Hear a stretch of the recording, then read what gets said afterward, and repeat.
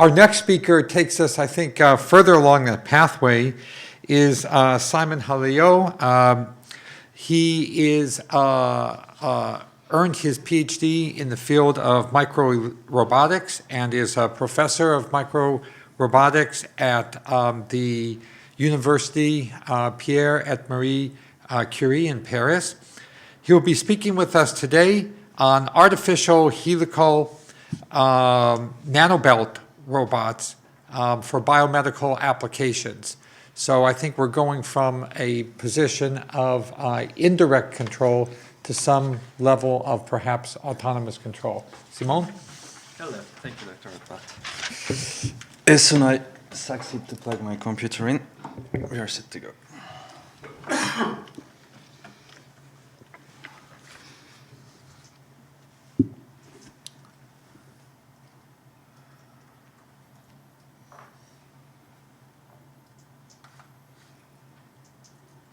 Can you switch to the screen? I mean, no. I can check these settings. It looks okay. I mean, extended desktop. You don't get this signal? Extended desktop. Yeah.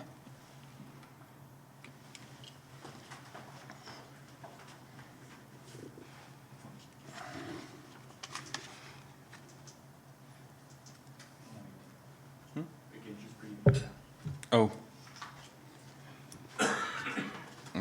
Would it be the... No, I don't. Ah. You should try it again.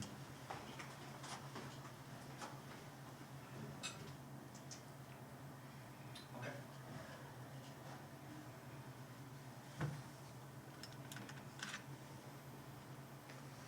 And now it's only... Okay. Hello there. So I'll talk to you about some new young newcomers to the nanorobot scene. These little guys are like 6 months old, and this is their first public presentation, actually. Thank you. And okay. Okay. Well, the idea here is to have these little nanobots swim around your body and taking care of your health, delivering drugs and everything. And the picture that I show on this slide, it's quite old actually. It's 96 from a Scientific American nanorobotic illustration concept. And you see that they got little arms and clamps and drills and everything. And it's nearly the same pictures that we see here on the conference poster. That let me tell you that I don't think that's going to happen. We won't have little nanorobots looking like that at all. But there are some major problems that actually have to be solved before we get close to this. The first one is the power source. That if we want them autonomous, we have them to give some power. They have to produce some force so they can move around, they can propel themselves. They have to interact with their environment, so they have to have some sensing capabilities. And if we are talking about drugs and medication and health, so they definitely have to interact with biochemicals inside the body in some ways. Well, external monitoring, Christian has told lots about that, so we have to know approximately where are they. And someday maybe they'll have to communicate with each other or with us. We're looking at them from outside, and maybe someday they'll have some intelligence, but it's quite far away. Anyway, the system that I'm going to talk about has already some of these achieved. Not all together, but well. First, we've got some power source. They can actuate and propel themselves, and they get some basic sensing capabilities. We are actually working on the controlled by mechanical and chemical interactions for these bots. And for external monitoring, we haven't done much yet, but Christian has done, so I put a plus on that for the time being. Actually, I'm a mechanical engineer, so I'll look at the problem from a mechanical engineering point of view. So there's few attempts in the literature to going towards these nanorobots. So the first problem was the actuation and the propulsion mechanism of these guys. So an example was the ATP protein motors was attempted to see if they can drive little mechanism inside the body, but the generated momentum and the power is very weak. So, well, they are odd and beautiful achievements, but not yet for the nanorobotics. There is some work in catalytic propulsion, relying on chemical interactions. I gather that we'll have a talk about that in the afternoon. My personal favorite is Sylvain Martel's magnetic bacteria. I don't know if he's going to talk about that later, but mainly this is the bacteria trained to follow magnetic gradients, and you can drive them inside the liquid, inside a human body, just by modifying a magnetic gradient. And there is similar achievements done later with Marsecan's bacteria, which likes dirt, so you can direct them by using copper ions in the liquid medium. And talking about bacteria, the bacteria's favorite locomotion mechanism is flagella. It has been demonstrated more in millimeter scale in Japan that a rotating flagella was an efficient way to propel things. And afterwards, Bradley Nelson's group in attached set has demonstrated that smaller sizes can work well, but this relies on magnetic actuation.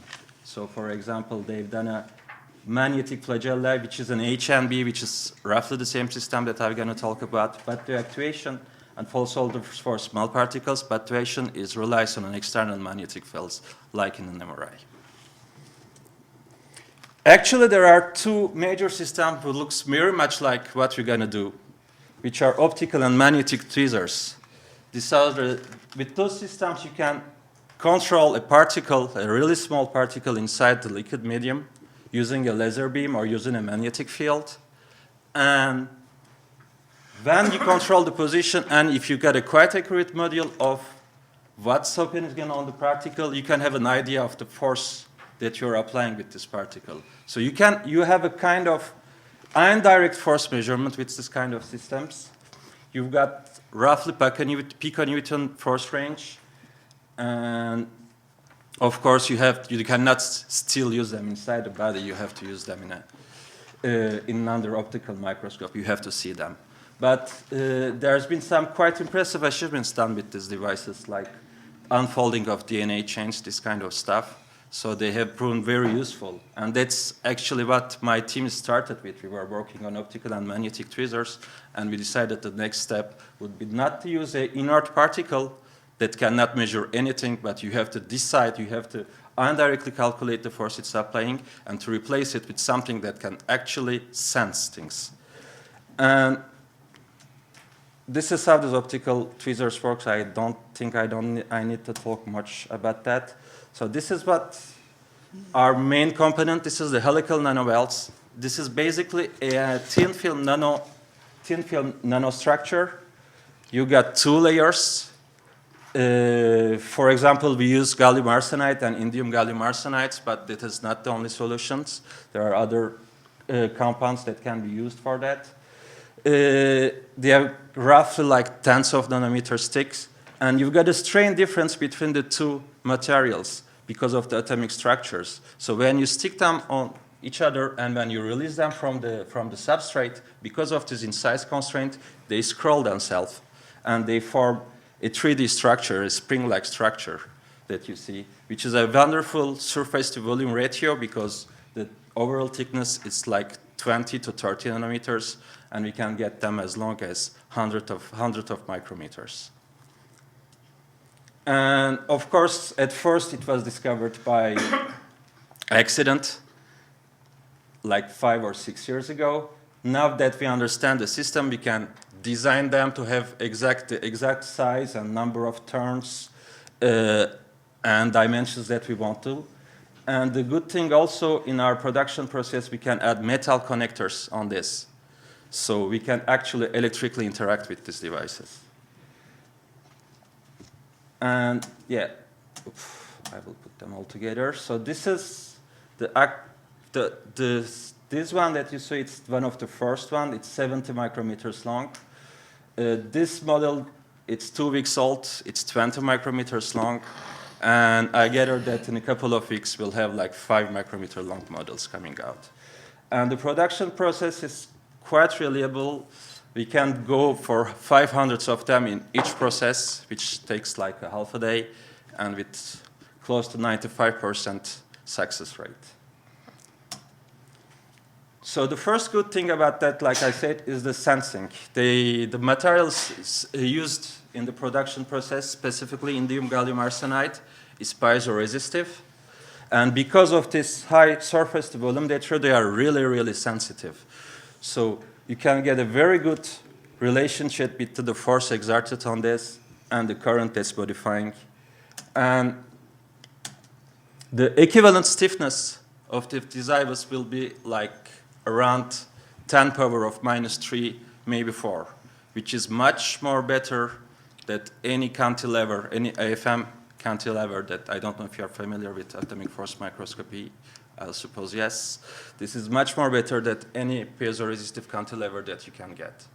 And incidentally, if you look at the existing measuring devices and the range of the forces and displacements that's interesting in biomedical applications or biochemical interactions, the helical nanomelt fits the bill very nicely. So that's why we have gone on first on trying to use these components to include in our nanorobots. So okay, we have talked about sensing, and what's the good thing about them? They move. That's the whole point of. Yes. And we have put them inside a liquid solution, isopropyl alcohol in this case. And under an electric field, we found out that they move, or if you can modify the gradient of your electric field, they follow the gradient line, so they turn around. So why is this happening? This is happening because of the electroosmotic effect. When you immerse a solid interface in a liquid medium, at the surface there is a layer called Stern layer, which comes from the surface charges on your solid. And in our case, because of the surface to volume ratio is enormous, this surface charge becomes quite important. And in this layer, you got the counter ions of the liquid medium outside coming inside to counter, to screen this diffuse electron diffuse layer. And the movement of these counter ions applies a hydrodynamic pressure around the surfaces on this Stern line, which is around 10 nanometers thick. And these hydrodynamic pressures make our little guy swim around. I don't know if the film is clear enough. In this case, the electric field that applied was very, very weak, and the electrodes were quite far away. But you see that it swims nicely following the gradient lines of your electric field. The model that's in the film, it's one of the first, it's 70 microns long.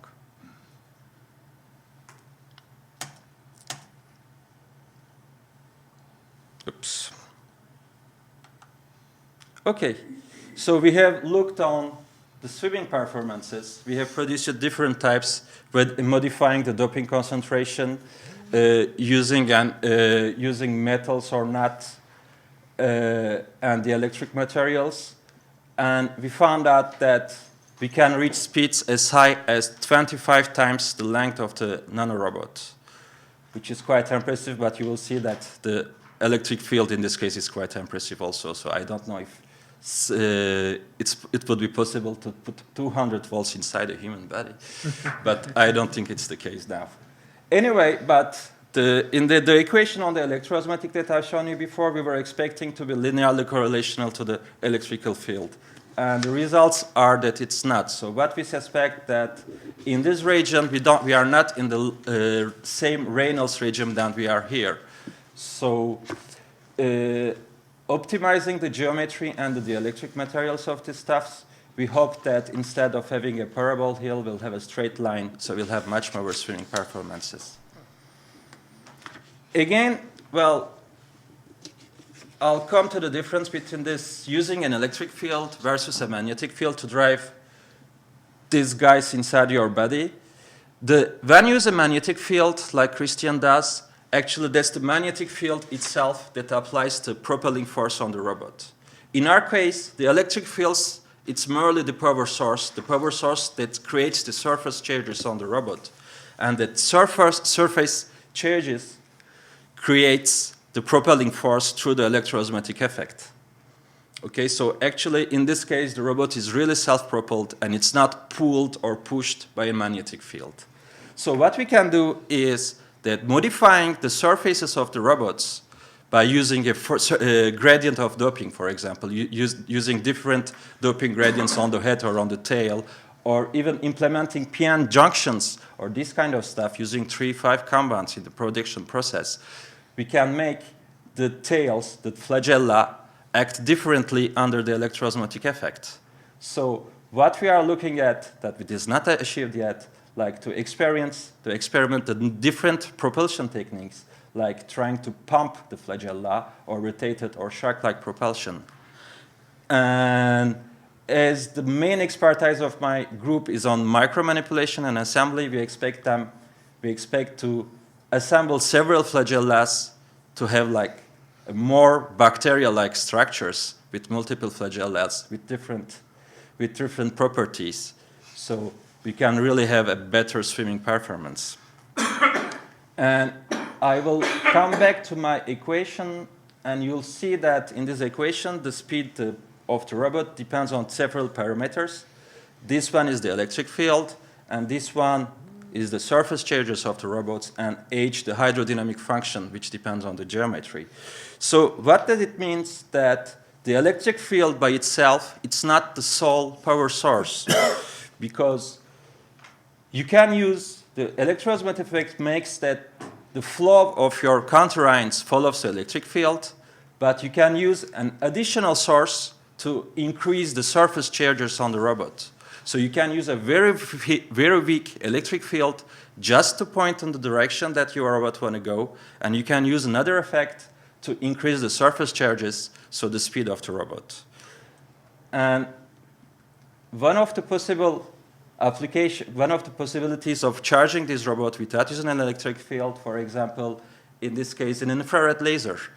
We have, like I said, we have used induced gallium arsenide, which has a very well-known infrared detector properties. So it produces a little bit of electricity when it's under infrared radiation. In this movie, we are shooting the robot with an infrared laser, and there is nothing else. And you see that it moves by itself, by local charging. So we hope to combine these effects, external surface charging and using an electric field just to control the trajectories, to have a real effective propulsion of these guys. And the last but not least, my team is also involved in another project in European Community funded that's on the design of DNA sequences for controlled microassembly. The idea is to assemble microcomponents by sticking DNA sequences on their surfaces and put all your different components in a box, shake it a little bit, and open it and hoping that every component is in place, just by designing the sequences. So the good components will stick together and the others won't. So we want to apply this to these nanorobots. And this is the AFM images of the wafers that's going to the production that we have selenized to stick DNA sequences on it. But, well, I don't have any firm results on that yet because it's a little bit too soon. But I hope that we'll succeed to correctly stick this kind of design DNA sequences on the surfaces so we can make our robot selectively interact whatever compound you want to interact with. And this is the first experiment that we are planning before the end of the year. I was hoping to have it done before the conference, but, well, you know, it never works this way. So the idea is to experiment in the microchannels. So this is the microchannel that we have produced with electrodes integrated. And we want to use the temperature to assemble and disassemble DNA single strands. So on the left side, we'll have a cold Peltier, which will keep the temperature inside the hybridization limits. And on the left side, we will increase the temperature so the DNA will denaturalize, so the particles will separate. So we'll put small particles and robots on the left side with complementary strands, move the robots on the other side, change the temperatures, and move the robot back, leaving the particles on its side. So I hope that it will be the first ever demonstration of nanoscale transport using mobile nanorobots. External monitoring, Christian has already told a little bit about this. I don't know much, so I will just show you this slide and say nothing. And this is what we are planning for the next generation of our nanorobots. So using electric field as a power source or laser-induced surface chargers. But there's another idea that I haven't talked about. This is that when using 3,5 compounds in the production, we can have them also piezoelectricity inside these robots. So they will harvest mechanical energy around and transform it to the electrical energy, charging themselves. So it will improve probably their propulsion. And so there are different energy conversion mechanism points that I have told you about, the different locomotion techniques that we are planning to do. And of course, the optimization of this propulsion goes through the optimization on the choice of the good materials for the structure of the robots.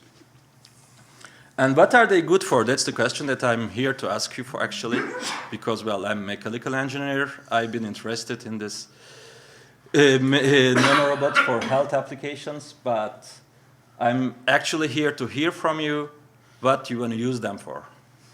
That's what I put on this slide. It's that what I thought that it would be good for treatment of thrombosis. For example, if you have got a blood clot in a small capillary inside the brain, it's very difficult to attain, or you will need a good deal of medication.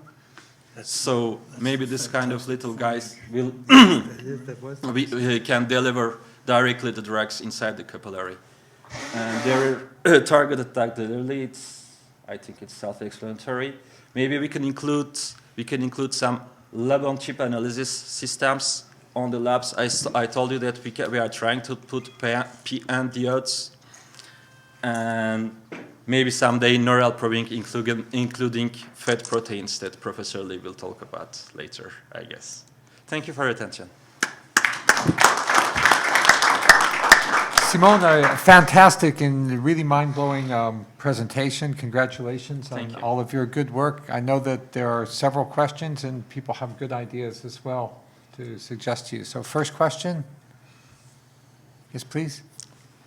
I'm Tad Hogue. A very interesting presentation. I wonder if you've looked at all at some of the hydrodynamic effects of having several of these swimming close to each other, because that low Reynolds number that can No, not yet, but we are looking into, like I showed you, we have started to doing some basic finite element simulations of this hydrodynamics around these guys. It looks like from the first results that the flow stays very laminar around. So I don't think that, even if they are really close, I don't think they will have a negative effect on each other.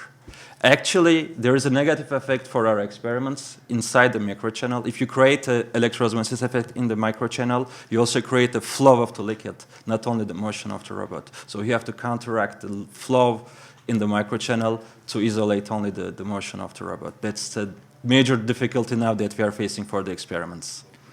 Dr. Borges, you were a pioneer of cardiological radiology, so I'm sure you must have quite a few applications in mind here. I do, but for marketing purposes, you might call them nanoflagella.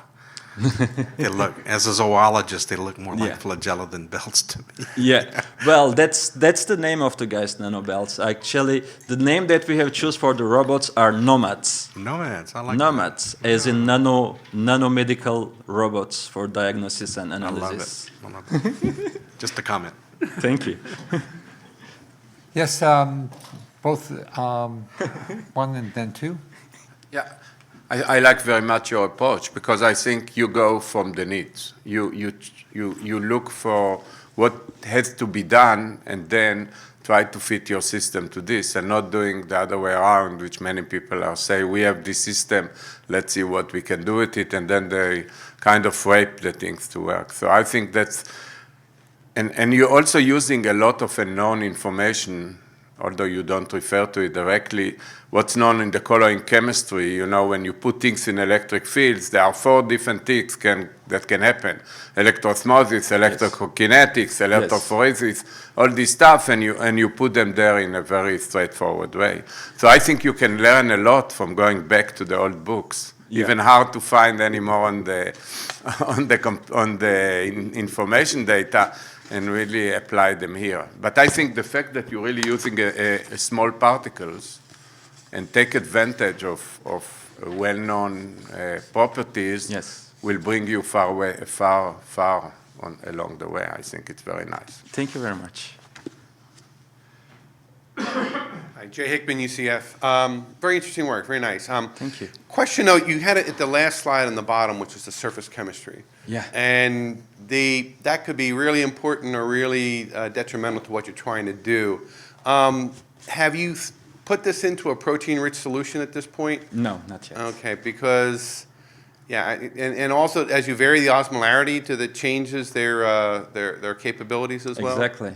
Yeah. Exactly. That's one of the points that I haven't mentioned. For example, I talk about DNA. DNA hybridization, especially that what we are planning to use for the assembly, is very sensitive to the ionic concentration of the medium. So we don't still really know what will happen. Actually, we have produced some molecular level simulation of the DNA hybridizations, and we want to try to include them the electric field inside to see that how effect it's going to be on the biochemical reactions. But we've got we've got very little experience on this kind of stuff, so we are looking for collaborations on this actually. Well, so if you're interested. I'm a surface chemist, so this is why I'm asking. So just one little follow-up though, because it might be really interesting if you can selectively derivatize them, you know, for sensing with antibodies or something. You can actually look at the detection of the change in motion. Yeah. But also the problem you're going to have is non-specific absorption. Yes. Because you're going to really dampen out your effect if you start getting too much non-specific absorption, especially if you're in things like blood. Yeah. Cerebral spinal fluid might be a lot better because you're looking at 8% protein versus 0.001. Yeah. So there might be some trade-offs there that are interesting in terms of sensing where if you actually encounter, you know, an antibody or something else like that, if you have an antibody on your system, okay, you could actually look at a change in motion to say we've detected release of X. Yeah. Okay, if you can overcome that non-specific absorption component. And the problem is just making it hydrophobic, even with polyethylene glycols, you still get about 1, 2, 3% protein absorption. And I'm not sure in a system like that whether or not that's going to be significant or not. So you should take a look at that. Okay, thank you. Yeah, the hydrophobic side, there's actually what we are looking for hydrophobicity, it's to increase the locomotion actually. We haven't thought at all from a biochemical interaction side. But very good remark. Thank you very much. Well, what's going to be really necessary, if you're going to make them useful, is you're going to have to coat them with something that's going to stop definitely. absorption. Hydrophobics are good for a step, the polyethylene glycols, but they're not, you know, we've measured down to, we still get 2, 3, 4% protein absorption, even on a polyethylene glycol layer. And I'm not sure how much that's going to interfere with your motion. Okay, thank you. Can you comment on the toxicity of the materials of which these are made and the degree to which that can be solved? Yeah, I was expecting the question. It came late. Actually, there is very little works on the toxicity of indium gallium arsenide. It is considered that it is, actually. But, well, like Professor Bush has said, there's lots of toxic material that you put inside the body already. And that we hope that with proper surface chemistry that we would overcome this. But definitely there is specific actions to be taken towards the toxicity of these guys. Well, maybe you could make it work by only putting one of these in the body. Maybe. It would be very good. First, Dr. Blumberg, and then Latoya. Thank you for a fascinating talk. Ruth Blumberg from Philadelphia. The targeting thrombosis was the mission for the Fantastic Voyage movie, as you recall. It's good to see this actualized. The NASA and the National Cancer Institute some years ago had a collaborative program, directed towards the issues of long space voyages, 3-year trips to Mars and back, Yeah. if that happens sometime in the future. And directly related to this mission, to be able to diagnose on a chip, on a microchip, and diagnose and treat. So that is a long mission which this could conceivably satisfy. Now, what would be the source of the piezoelectricity in the body? Oh, the motion. Just the motion itself? Yeah, through because the fluid, well, for example, I don't think the mechanics would fit, but for example, if the resonant frequency of these guys would fit your heart beating, Yes. they will resonate with your heartbeat. So in Right. every resonation, they will collect energy, and they will transform the deformation on electricity, and they will charge itself. And that's the deformation of the nanobot Yeah, itself? that's the piezoelectricity actually. Right. When you deform the material, the deformation creates an electrical potential. You mentioned magnetic bacteria. Could you elaborate on I will that? let Sylvain talk about that because that's his work. Actually, I won't take the risk. I won't take the risk by myself. Okay, well, why don't we, if we could hold your question to the coffee break period. Simone, it was fantastic Thank you very much. presentation. Thank you very much, and really charged us up for moving into the next section on the technology development pathways for medical nanobots, which will start up promptly at 10 o'clock. So we've got the 20 minutes for a coffee break.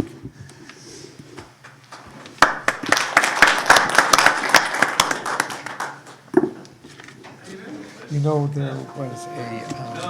an excellent article I read actually 2 days ago I can send you that there's